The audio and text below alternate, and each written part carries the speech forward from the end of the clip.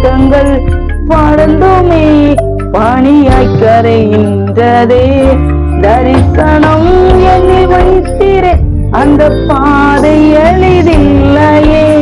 வெறும் கரங்களாய் நிற்கின்ற இந்த நிலையும் புதிதில்லையே. என்கிறவோ